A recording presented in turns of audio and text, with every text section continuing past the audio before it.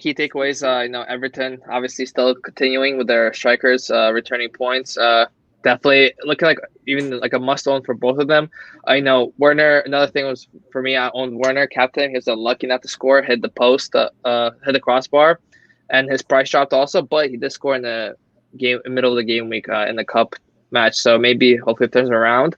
I also another key takeaway kind of like was after the games happened. I saw a lot of people were transferring on Mitrovic, but like I'm still keeping him. He is taking the most shots in the whole league out of strikers.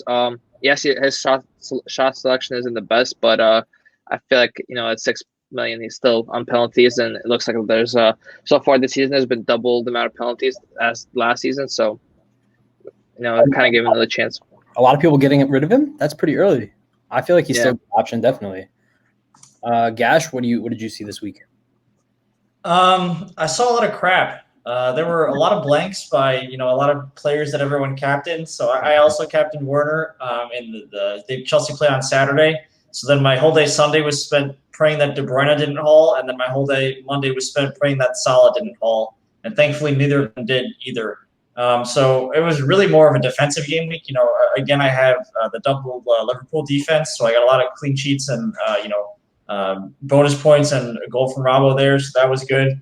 And I think Tazz makes a funny point about Mitrovic, about all the shots in the box. I think Fulham have the most crosses in the league so far. So their game plan really reminds me of that one FIFA where you just spam crosses into the box and have like a tall guy to head the ball always. So I'm also not getting rid of him I think that was yet. FIFA 14. Yeah, it might have been. But I'm also not getting rid of him yet because they don't really seem to have any other ideas than to just lob the ball up to Mitrovic. And I think he'll at least it's not a good game plan for Fulham, but it's a good game plan as an FPL player who owns Mitrovic. Yeah, I mean, if he can get how many goals would you be happy with at 6.0? I'd say I'd be happy with like 10 or 11 goals from him on the year.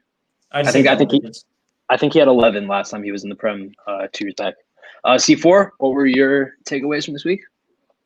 I felt pretty good about a couple of things. The first being like calling that Chelsea was going to have difficulties early on in the year, and that Werner wasn't exactly a bang-on nailed premium forward option.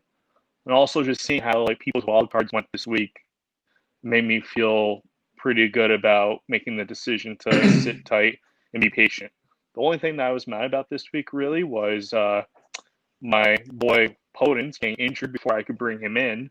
So now I'm kind of stuck here, stumped on who I should bring in for ASM. Yeah, I mean, better than being in my situation where I actually did bring Podence in, and now I don't know what to do with him. And you played your wild card.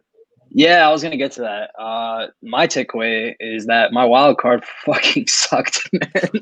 Like, oh man, I'm so frustrated this year already. Like, this is more frustration than I had the last 2 years combined, probably.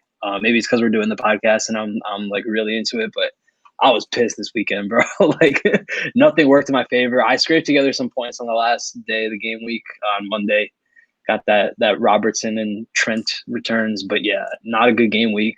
Not a good wild card at all.